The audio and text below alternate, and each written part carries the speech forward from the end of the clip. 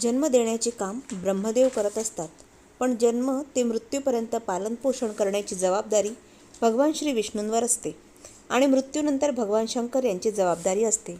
आपल्या घरात पुरेसे अन्न न राहणे, आर्थिक अडचणी येणे, अन्न चविष्ट न लागणे, अन्न खाऊन तृप्ती न होणे, महिनाभर पुरणारे धान्य महिनाभर न पुरता लवकर संपणे, घरात पैसा नको त्या ठिकाणी खर्च होणे, यावर एकमेव उपाय म्हणजे श्री सत्यनारायण व्रत. नमस्कार सगळ्यांना. श्री स्वामी समर्थ.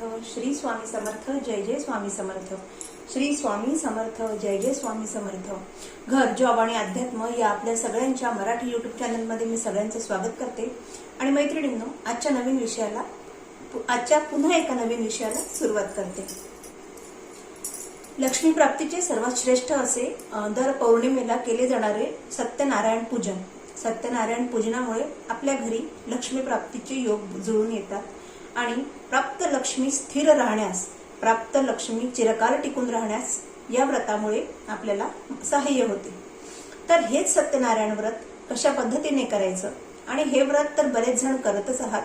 दर पौर्णिमेला बऱ्याच घरांमध्ये सत्यनारायण व्रत हे होत आहे. पण या सत्यनारायण व्रतामध्ये जर आपण आणखीन काही छानशा गोष्टी जर का ऍड केल्या तर ते म्हणतात ना, सोने पे सुहागा. तसं या व्रतामध्ये भगवान सत्यनारायण भगवानांना किंवा आपण सत्यनारायण रूपात आपण जे श्री विष्णूंचं पूजन करतो, त्यांना आवडीच्या जर प्रिय वस्तू, ज्या काही प्रिय गोष्टी आहेत त्या जर आपण ह्या पूजनामध्ये जर का ऍड केल्या किंवा त्या वस्तू त्यांना जर अर्पण केल्या तर या व्रताचं निश्चितच आपल्याला खूप शीघ्र फळ मिळण्यास आपल्याला मदत होईल.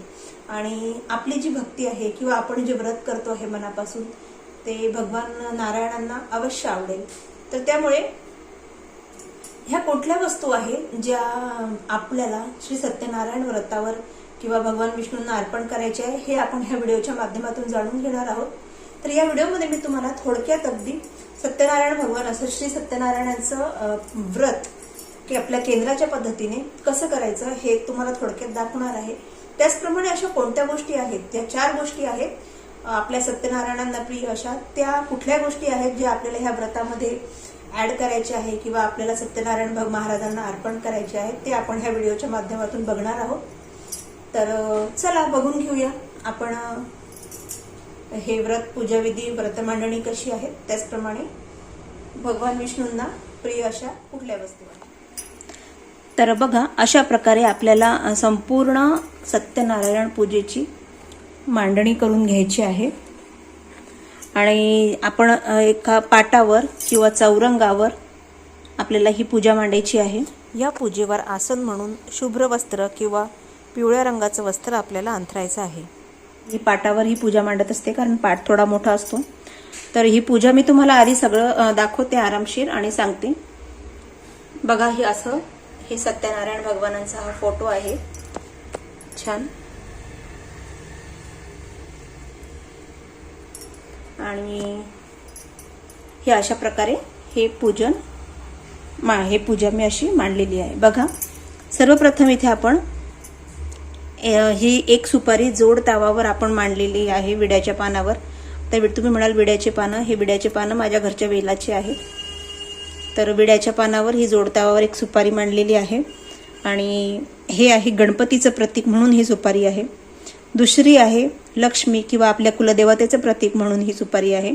आणि तिसरं वरुण देवतेचं प्रतीक म्हणून ही एक सुपारी आहे. अशा प्रकारे ह्या 3 सुपाऱ्या आपल्याला मांडायच्या आहेत. त्यानंतर हा कलश, या कलशावर स्वस्तिक काढून चौबाजूंनी अष्टदिशांनी मी कुंकवाचे बोटं ओढून घेतलेली आहे. खाली गव्हाची रास टाकलेली आहे आणि त्यावर 1 रुपयाचं नाणं आणि त्यावर ही कलशाची स्थापना केलेली आहे.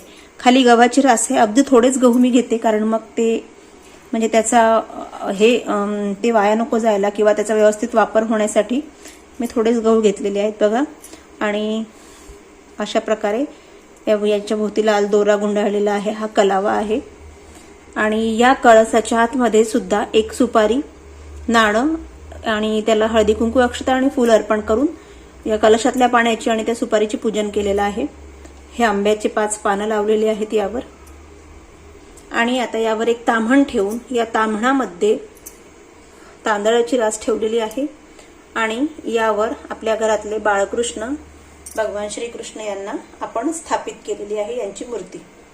आणि या मागे मी सत्यनारायण भगवानांचा अशा पद्धतीने हा फोटो लावलेला आहे. इकडे या बाजूनी ही सत्यनारायण पूजा विधीचं व्रत आपल्या केंद्र दिंडोरी प्रणित ही व्रतकथा, ही पुस्तक आहे सत्यनारायण व्रतविधीची. आणि शंख आणि घंटा, त्याचप्रमाणे दीपक. आणि आता तुम्हाला मी सांगितलं होतं की 4 गोष्टी भगवान विष्णूंना प्रिय आहेत, ज्या आपल्याला जर ह्या पण पूजेवर मांडल्या तर आपली पूजा अतिशय छान आणि अतिशय फलदायी होणार आहे. तर त्यामधलं सगळ्यात पहिली गोष्ट म्हणजे श्रीयंत्र. हे बघा, हे श्रीयंत्र ज्या दिवशी आपल्याला पौर्णिमेचं सत्यनारायण करायचं आहे त्या दिवशी आपल्याला श्रीयंत्राला पूजनाआधी छान श्रीयंत्राला छान अभिषेक करून पाण्याचा, दुधाचा, तुम्हाला जे वाटेल त्याने अभिषेक करून यावर आपल्याला कुंकुमार्चन घ्यायचं आहे श्रीयंत्रावर. आणि ते श्रीयंत्र आपल्याला सत्यनारायण भगवानांच्या ह्या पूजेवर आपल्याला ते स्थापित करायचं आहे. तर ही झाली भगवान विष्णूंना प्रिय अशी पहिली गोष्ट. आता दुसरी गोष्ट कोणती, तर जर का तुम्हाला शक्य झालं तर सत्यनारायण पूजेवर भगवान विष्णूंसाठी किंवा भगवान सत्यनारायणासाठी पिवळ्या फुलांचा हारच त्यांना अर्पण करावा. कारण भगवान विष्णूंना, भगवान सत्यनारायणांना पिवळा रंग हा अतिशय प्रिय आहे. त्यामुळे त्यांच्यासाठी पिवळ्या फुलांची जर का तुम्हाला माळ शक्य झाली तर पिवळ्या फुलांची माळ त्यांना अवश्य अर्पण करावी. भगवान विष्णू हे पिवळ्या फुलांनी खूप खूप प्रसन्न होतात. ही झाली दुसरी गोष्ट. आता तिसरी गोष्ट काय आहे, तर तिसरी गोष्ट आहे की तुलसीपत्र. आपल्याला ह्या पूजेवर तुम्हाला जेवढे मिळतील तेवढे, जर का 108 जर तुळशीपत्र मिळाले तर मग बापरे, काही पाहायचीच गोष्ट नाही. असे तुळशीपत्र किंवा ह्या तुळशी मंजुळा या आपल्याला अर्पण करायच्या म्हणजे करायच्याच आहे. आणि चौथी गोष्ट म्हणजे नारायणी शिरा. आता शिरा आपण नॉर्मली शिरा करतो, पण हा नारायणी शिरा आहे. आणि हा नारायणी शिरा भगवान सत्यनारायण भगवानांना अतिशय प्रिय आहे. हा नारायणी शिरा कसा करायचा याचा व्हिडिओ आपण ह्याच व्हिडिओच्या शेवटी जोडलेला आहे मी थोडक्यात. त्यामुळे हा नारायणी शिरा कसा करतात तुम्ही याची रेसिपी तर बघूनच घ्या. पण हा शिरा तुम्ही अवश्य तुमच्या सत्यनारायणाच्या पूजेमध्ये अवश्य तुम्ही सामील करा. ह्या 4 गोष्टी ज्या आहेत त्या भगवान विष्णूंना अतिशय प्रिय आहेत. त्यामुळे तुम्ही शक्य झाल्यास म्हणजे शक्यच करा, पण तुम्ही ह्या वस्तू आवर्जून त्यांना अर्पण करा. तर चला आपण पूजन करूया. सगळ्यात पहिले आपल्याला अग्नीचं पूजन म्हणजे दिव्याचं पूजन आपल्याला करायचं आहे. सर्वप्रथम आपल्याला दिव्याला हळद, कुंकू आणि अक्षता अर्पण करून, फूल वगैरे अर्पण करून दिव्याचं पूजन करायचं. आता दिव्याखाली तुम्ही अक्षता ठेवू शकता, पण थोड्याच अक्षता टाकते मी, कारण काय होतं ते वाया जातो तांदूळ. आणि पक्षी सुद्धा तेलकट जे असलेले हे असतात ना, पक्षी सुद्धा खायला पाहत नाही. तर अशा प्रकारे दिव्याचं पूजन आपल्याला करून घ्यायचं आहे. आणि आता आपण सर्वप्रथम गणपती बाप्पांचं पूजन करून घेणार आहोत. नंतर आपल्याला आपली कुलदेवता लक्ष्मी मातेचं पूजन करून घ्यायचं आहे. नंतर आपल्याला वरुण देवतेचं पूजन करायचं आहे. हे पूजन झाल्यानंतर आपण कुंकुमार्चन तर आधी केलंच आहे, मग आपल्याला श्रीयंत्राचं पूजन करायचं आहे. याच क्रमाने आपल्याला हे पूजन करायचं आहे. श्रीयंत्राचं पूजन झाल्यानंतर आपल्याला शंख भगवानांचं, नंतर घंटा देवतेचं पूजन करायचं आहे. आणि सगळ्यात शेवटी आपल्याला बाळकृष्णांचा अभिषेक करून त्यांना पंचामृताने स्नान घालून त्यांना इथे स्थापित करायचं आहे आणि त्यांचं पूजन करून हे करायचं आहे. आणि मग आपल्याला सत्यनारायण भगवानांचं सुद्धा पूजन करायचं आहे. अशा प्रकारे याच क्रमाने आपल्याला पूजन करायचं आहे. बघा, असं संपूर्ण पूजन झाल्यानंतर दाखवते मी तुम्हाला. इथे सत्यनारायण सत्यनारायण भगवानांचं म्हणजे श्री विष्णूंचं पूजन करून घेतले आहे. त्यांना तुळशीपत्र वगैरे सगळं अर्पण करून घेतलेलं आहे. त्याचप्रमाणे इथे भगवान श्री गणेशांचं पूजन करून घेतलेलं आहे. त्यांना लाल फूल, जर तुम्हाला शक्य झाल्यास तुम्ही दुर्वा सुद्धा अर्पण करा. आज मला दुर्वा आणायला वेळ नाही मिळाला. आणि त्याचप्रमाणे हा खडीसाखरेचा नैवेद्य गणपती बाप्पांचा, हा नैवेद्य आपल्या कुलदेवतेचा इथे अर्पण करायचं आणि वरुण देवतेचा नैवेद्य इथे अर्पण करायचा. तिघांचाही असा वेगवेगळा नैवेद्य ज्यावेळेस आपण पूजा मांडू त्यांचा इथे अर्पण करायचा आहे. अशा प्रकारे शंख देवता, दीप पूजन, घंटा पूजन, त्याचप्रमाणे श्रीयंत्र पूजन असं करून आपल्याला संपूर्ण पूजन सत्यनारायणाचं करून घ्यायचं आहे. पूजन झाल्यानंतर आपल्याला श्री सत्यनारायण याचं सुद्धा पूजन आपल्याला 5 अध्याय दिलेले आहे सत्यनारायणाचे, सत्यनारायण व्रताचे. आपल्याला या पोथीमधले सत्यनारायण व्रताचे 5 अध्याय आपल्याला क्रमशः वाचायचे आहे. त्यानंतर आपल्याला आरती करून नैवेद्य अर्पण करायचं आहे. बघा, संपूर्ण पूजन मी तुम्हाला दाखवते.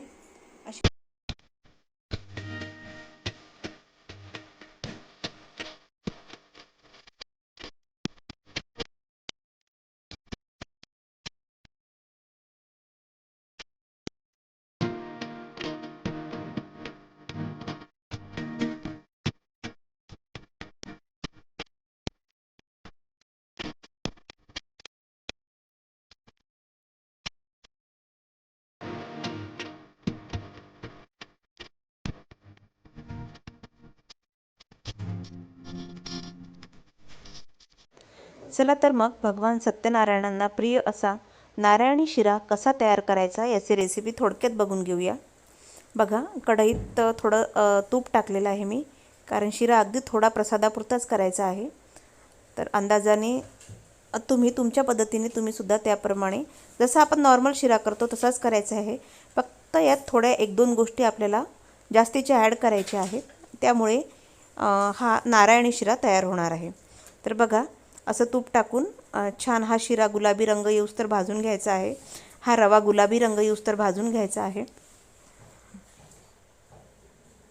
आणि हा रवा भाजताना आपल्याला गॅस जो आहे तो गॅस एकदम स्लो ठेवायचा आहे. सगळीकडून सारखा भाजेल असा हा रवा आपल्याला छान भाजून घ्यायचा आहे.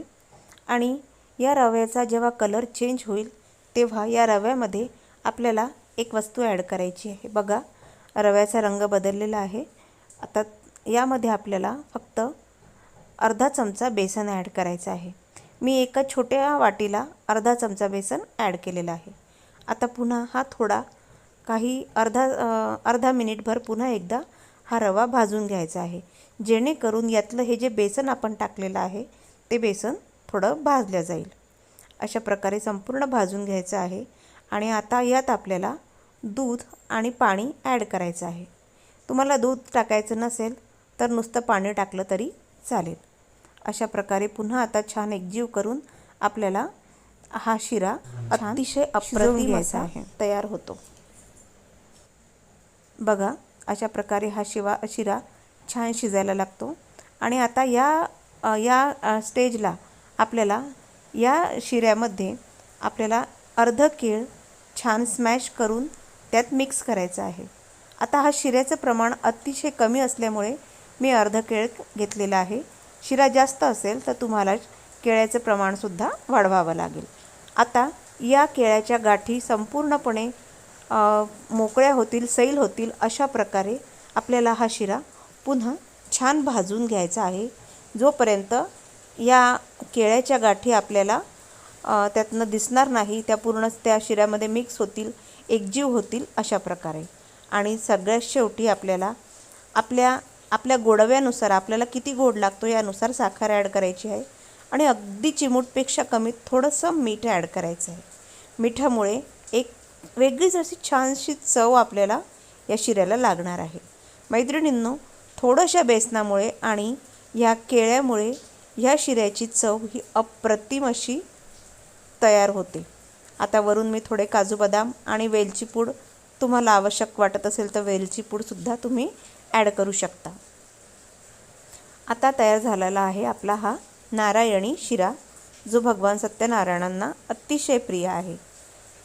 अशा प्रकारचा शिरा, केळ घालून केलेला शिरा हा भगवान सत्यनारायणांना प्रिय असतो, म्हणूनच या शिऱ्याचे नाव नारायणी शिरा आहे.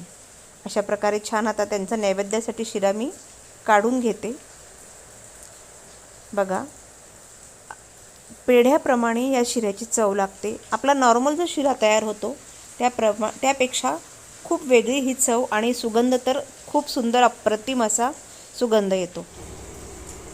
सगळ्यांना माझी नम्र विनंती आहे की ज्यांनी माझ्या चॅनलला सबस्क्राईब केलं नसेल, जे हा व्हिडिओ पहिल्यांदा पाहत असेल त्यांनी नक्की चॅनलला सबस्क्राईब करा. व्हिडिओ जर आवडला असेल तर नक्की लाईक करा आणि ज्यांना ही गरज वाटत असेल या व्हिडिओची त्यांना जरूर शेअर करा. तर आशा करते तुम्हाला आजचा हा व्हिडिओ आवडला असेल. व्हिडिओ आवडला असल्यास नक्की लाईक करा हां. आणि पुन्हा भेटूया अशाच एका छानशा व्हिडिओमध्ये. तोपर्यंत श्री स्वामी समर्थ, जय जय स्वामी समर्थ. श्री स्वामी समर्थ, जय जय स्वामी समर्थ.